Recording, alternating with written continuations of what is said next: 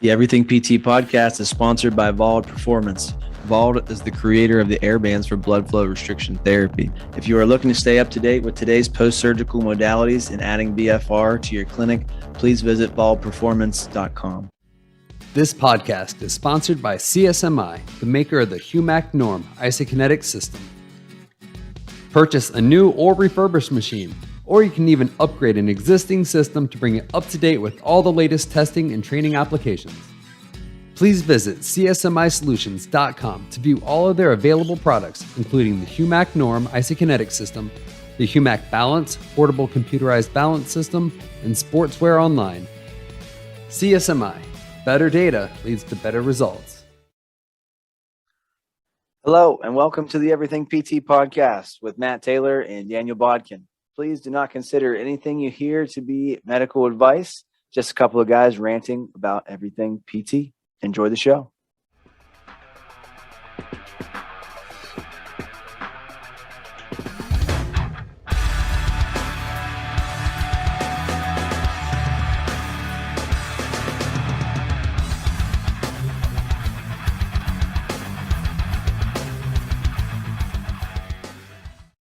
Hello, everyone. Welcome to the Everything PT podcast. This is episode 21. They just refused to cut us off, Daniel. We continue to put out podcasts. So, we're we have to do it for a year, so we're almost halfway. We do have to make it to a year. We have some obligations to make it a year. Yeah. Right? Now, I mean, do we have to do like 52, like one per week, or are we allowed to do just 50? I think we could stretch it and do one a month. And, just do a few more, but people would be upset. Well, we can also do, like my wife and I, we love to watch old TV shows like The Office and Friends. And, they have clip shows where they just clip together different things. And that counts as an episode. So maybe we could stretch it out by doing a clip episode. We could, or we could just continue to invite really cool people on the show, like our guest today. Yeah, we got a great guest today. All right, Matt. So fun little fact about me. I've had issues with my neck in the past. I've had thoracic issues. Yeah. So nice thing about having a home gym is every day when I wake up and I'm putting together my patients and clients like plans for the day, I do some scapulothoracic work.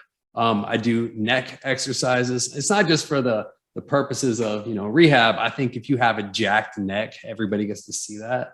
So I try to work my neck, shoulder blades every single day, which ties in very well with our guest today because I do this stuff old school. I take, 12 and a half pounds on a towel, throw it on my forehead or on my head. I do good old fashioned, neck curls. Not the best way to do it. Probably not the most healthy way of doing it either.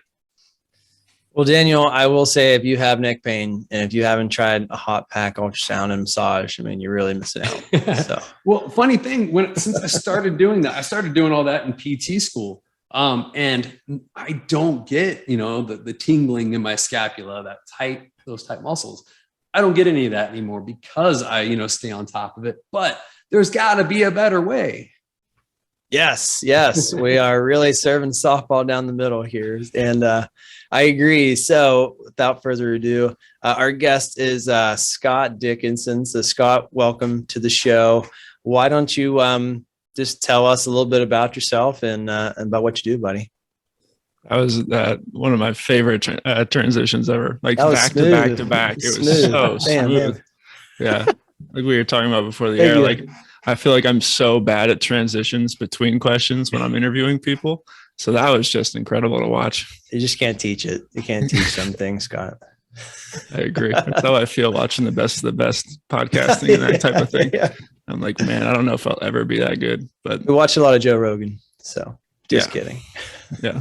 People like that. I'm like, man, I don't know if I'll ever get there. But anyway, yeah. So I'm Scott Dickenson. I'm a physical therapist and athletic trainer.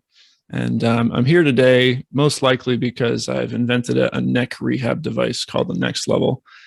So it's for physical therapists, chiropractors, and people with neck pain. So the idea is that we didn't have a good way of strengthening and rehabilitating the neck. Like Daniel alluded to, we perhaps don't have a ton of equipment that is properly designed for this region of the body. And so my mission has been to solve this problem. Yeah. So, the best thing I have is a neck harness And last time I put it on someone and it has a dumbbell below the chin, you guys know what I'm talking about, and you're going like that. Last time someone said that looks like some sort of weird S&M device. I was like, yeah, you're probably not far from the truth. So I think if you can design yours to not look like that, you're in good shape, Scott. All right, Scott, before we get into the next level, can you tell us a little about where you went to school, your work background leading up to this point? Yeah, for sure. Sorry, I just skipped over all that. No, that's all right. So as I said, I'm an athletic trainer, and I did my bachelor's degree in athletic training at University of Pittsburgh. So originally from Philadelphia, I drove 4.5 hours out to Pittsburgh for school. And then after that, I was sick of the dreary Pittsburgh weather, and I went to sunny Southern California, University of Southern California, for 3 years for graduate school for physical therapy. And then after that, I drove all the way back, literally drove all the way back to the East Coast, went to the University of Delaware for orthopedic residency. And yeah, I feel pretty lucky to like announce those 3 PT schools that are like really well established and well respected. It just feels funny because like I somehow got into all 3 of those schools like subsequently. Like it doesn't feel like that should have happened.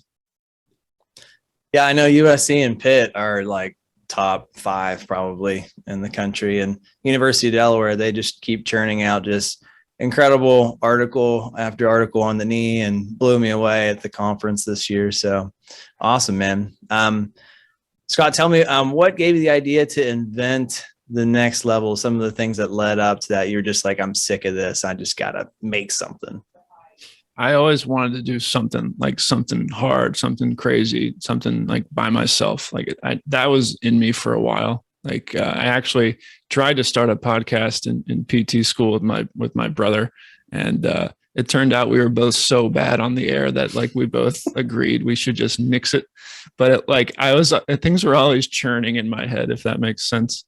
I had an idea in PT school. I met with the director of my program at USC about it.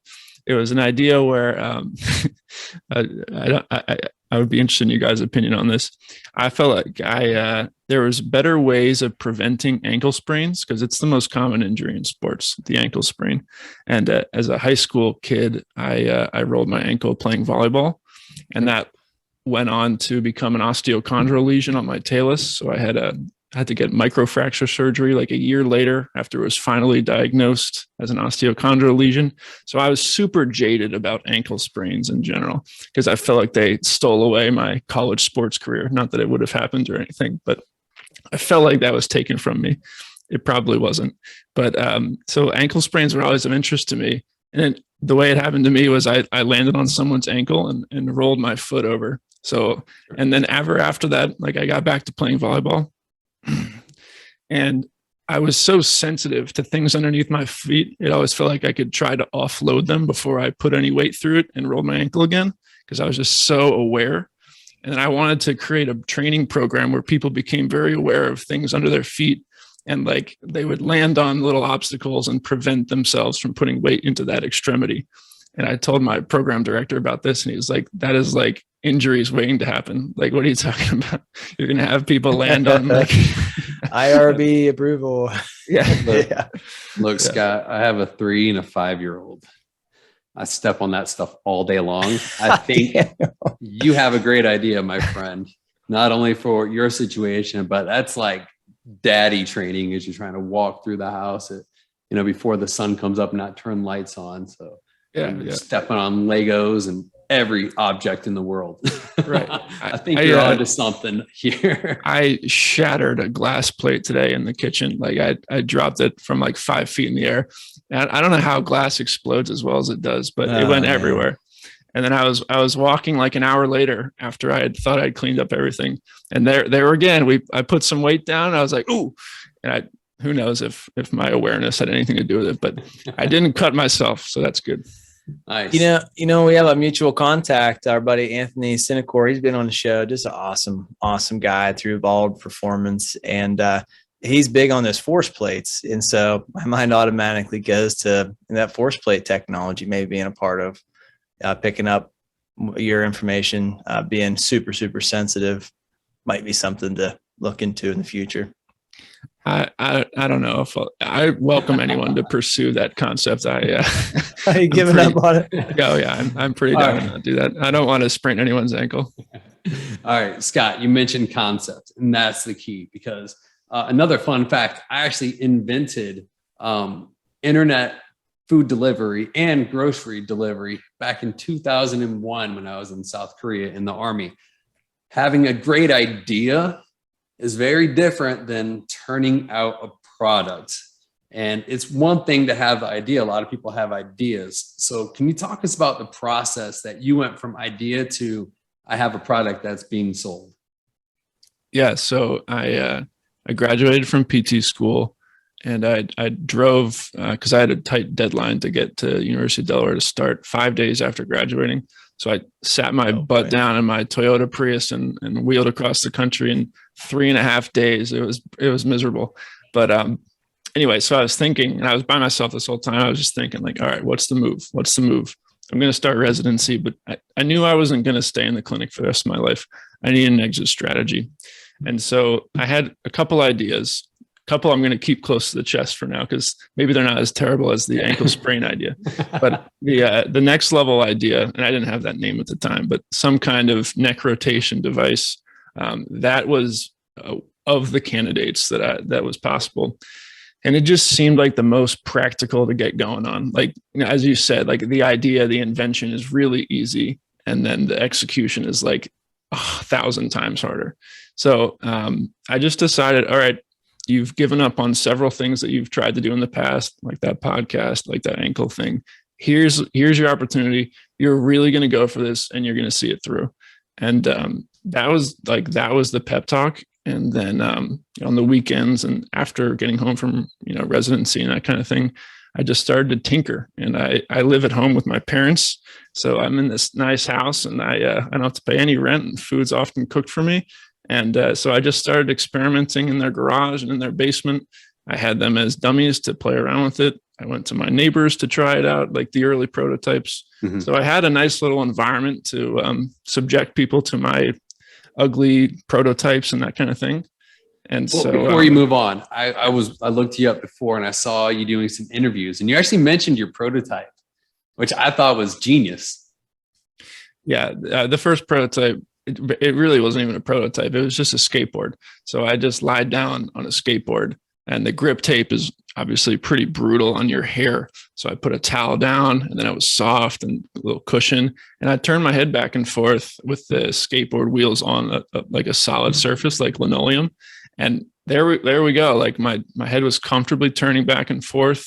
Gravity was eliminated. I myself have a history of neck issues. And so I was like, I instantly liked the feel of it, where something was moving underneath me and my head got to stay in line. And so that was a beautiful motivator, like from the second I started actually trying to make this thing happen. It's like, okay, like proof of concept almost immediately, because someone had already invented the skateboard, and I happened to have one because I love skateboarding. Looking for a way to improve sport-specific training with your athletes? Then you have to check out BlazePods.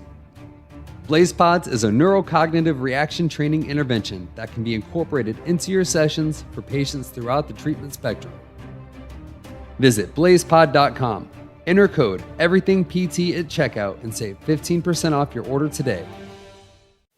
Hey, all you rehab specialists out there, do you have an isokinetic dynamometer just sitting around your clinic not being used? Little known fact, isokinetic machines that aren't used regularly are at higher risk for bouts of sadness. Help your machine out and take CSMI's newest CEU course, Isokinetics 101 online, created by me, Daniel Bodkin, and learn how to use all the exercise and testing applications available on your machine. With new and exciting rehab techniques in your toolbox, your sad isokinetic machine can become an active member of the rehab team again and regain its happiness. Isokinetics 101 online by CSMI has been approved for 8 credit hours for athletic trainers, physical therapists, and physical therapy assistants. Contact your state board for details on specific requirements. This course is available at humacnorm.com/courses/isokinetics-101. So I jotted down a few notes because I'm an entrepreneur at heart. too. Yeah, being in private practice. And it just made me think about Elon Musk. You know, Daniel and I chatted before this came up, and he's not an inventor of, you know, any one thing. He's taken the technology that we already have and then purposed it for very specific things. And I feel like that's what you've done here in our field of therapy. I kind of feel like our field could benefit from more things like this too, Scott.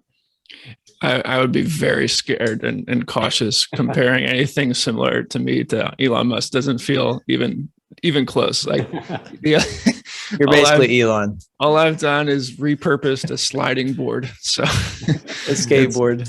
All right, you have proof of concept. Yeah. What was the next step for you?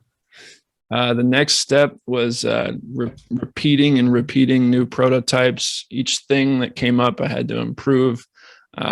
So, you know, for example, a skateboard, like, why not just use a skateboard and put a soft pad down? Well, you couldn't use it anywhere because you'd have to lie down where there's a firm surface below you where the skateboard wheels could roll back and forth. Okay, so I need something where the surface on which you put the wheels on is always firm. So, okay, so the whole thing has to be portable, and the sliding system has to work in and of itself without reliance on where you happen to be. So then the next prototype was a rowing machine.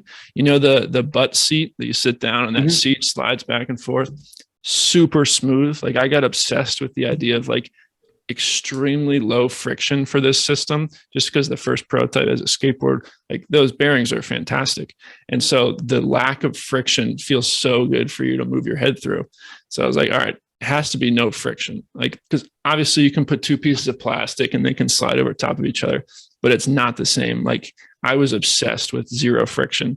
So that rowing machine seat is buttery smooth. And so I literally went on what's the big rowing company, Concept 2, and they have replacement butt slider parts.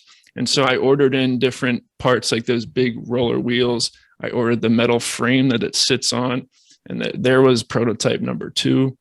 And then it wasn't practical to use that system for various reasons that don't matter. And it just kept going on and on and on. And eventually a PT, so this wasn't even my idea. Initially, my thought was just to have this be a range of motion device. And then eventually a PT who I was close with said, why don't you add resistance to that slider? And then, like, the whole thing clicked from there on. So it wasn't even my idea. Like, I just repurposed, like you said. And so add some resistance bands. Like, PTs love resistance bands. So add some resistance bands in. Simple technology is already there. And it felt like the PTs I had showed prior to the resistance bands were like, yeah, that's cool. But then when I showed them the resistance, it was like everything clicked, because, like, intuitively we know, I think, as PTs, that for neck rehab, we're missing some fundamental tools. And so I've been riding that wave, hopefully.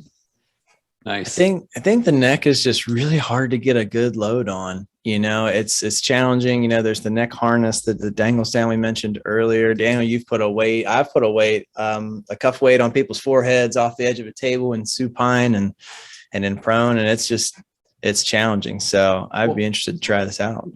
So the first thing I thought of was I've had to try, I've had to have issues where I can't rotate. So I've tried the same thing, laid on a pillow, took a towel, and trying to just increase that rotation.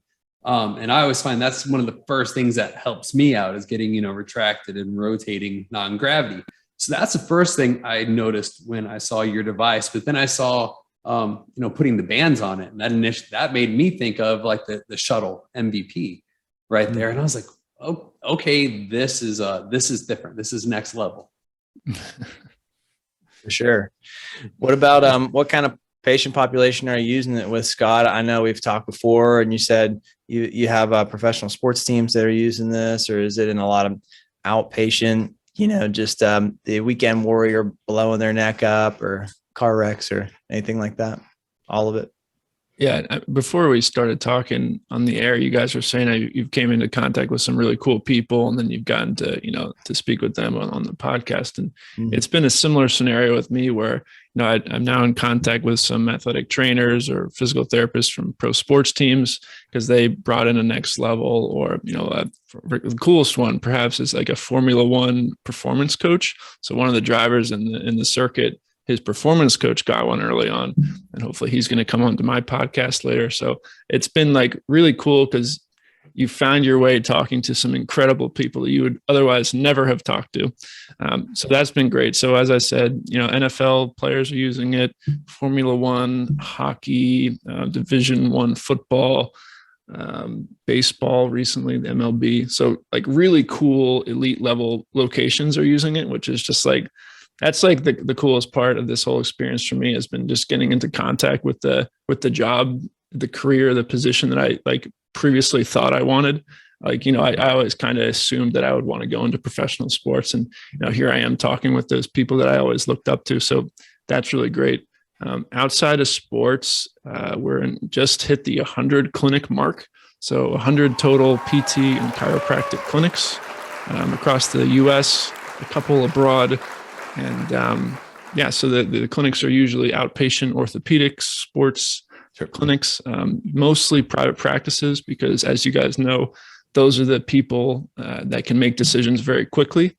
You could have a physical therapist or like a clinic director in a big hospital system. They could love it. They want it like more than anything else in the world. But if budget's not there, budget's not there. Mm-hmm. So private practices can make decisions quick. And that's how now 1 year in, that's how most of the sales have came.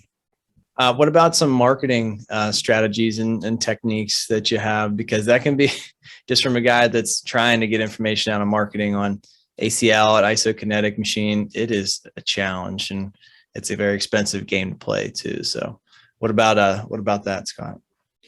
Well, I have no budget currently. I've had no budget. The first year I just spent I was working as a full-time physical therapist, and I just spent every dollar that I earned onto NecksLevel, because I live at home with my parents, so my expenses are so low. So everything went straight to NecksLevel, and that didn't even include an opportunity to pay for marketing. So that was for prototyping, etc. Anyway, don't know why I'm talking about that. Marketing. No, I think that's exactly what you should be talking about, because that's what people don't understand is all the different things that it goes into it. And it costs money. You're having to invest not just your time, but your money, and you're taking a risk, and it paid off for you. But that's a big part of it. Yeah. Good point. That's fair. So for all the marketing, it was initially just emails. Thank God for email. That's probably been the majority of how I've gotten the sales. All the big purchases have just came from an email, the Philadelphia Eagles, for example, where I went to school, University of Pittsburgh. A current athletic trainer also went there as well. The director of our program had his email. She gave it to me. I emailed them. Would you like a free trial? Bing, bang, boom. And then eventually they bought it for this past season. And this story just repeats in similar ways. So it's via connections. So Matt, that's not as helpful for you, but all my marketing early on was just connections and emails, and then following up with who else they know, and just building off of that. But as you know, Matt, a good clinic experience, a good patient experience, if they get better, they're going to chat and they can't even help themselves. That is the best form of marketing. And so I think you and I would both hope that continues to help us out. Yeah. We did a little bit of paid ads early this year, Facebook and Instagram, which is really interesting. Just to kind of, it's really crazy to pay for eyeballs, because previously I had been begging for eyeballs over emails or calls or texts, whatever. And then all of a sudden you just throw some money at it, and then you get all this attention, follows, some purchases, connections. It was crazy. So obviously online ads can be really helpful. It just has to be cost effective because they're expensive. And then the iOS update came in as right as I started running ads. So Facebook and Apple's communication was kind of cut. And so the information that Facebook had to target people with neck pain or physical therapists interested in neck pain, et cetera, it seemed like that kind of died off. So eventually I put the pause button on paid ads, but we'll certainly go back to that. And then SEO, like you said before we started, SEO is going to be huge for both of us. And it's what's not good about my current scenario is if you Google neck exercise device, neck strengthening device, neck rehab device, NecksLevel doesn't pop up yet. Google is not helping me out in that way. And that's on me, like the SEO, the backlinks, whatever, all that stuff just isn't there. And so that's a goal for me in the coming year. But of course, you can bypass all that if you just pay for ads and you just get the eyeballs when someone searches that and you're at the top of the page. So Scott, remind me after the show. I'll try to connect you with a guy that's helped me with some of that stuff too. But something that does come to mind is the Iron Neck device. You just need to get Joe Rogan to get out there and promote your stuff, and it'll be good. It'll be gold. You know what? It's there's some really exciting stuff in the works with someone who's very close to him. So I am like giddy with excitement at that possibility. If it falls through, I'll be crushed. But if it works out, like that could be all of the marketing I would ever need. It's awesome. Love the opportunity that comes. And that's what, being an entrepreneur, you're casting a lot of nets here and there, and you're just looking for, all it would take is one fish like that for you, Scott. So that's great, man. Yeah. Scott, I'm a big Indianapolis Colts fan. So, Peyton Manning is my guy. And, that's what took him out ultimately was his neck. So just, send him a unit until he uses it. And then, at some point he'll be like, why do I have all these, units? Maybe I should try one. And then he's going to love it. And then you get Peyton behind you, you're set. Yeah, no, there are so many angles, and thank God that neck pain is common. So there's been some just being from the USC network out in Los Angeles. That's obviously where the big name actresses and actors are.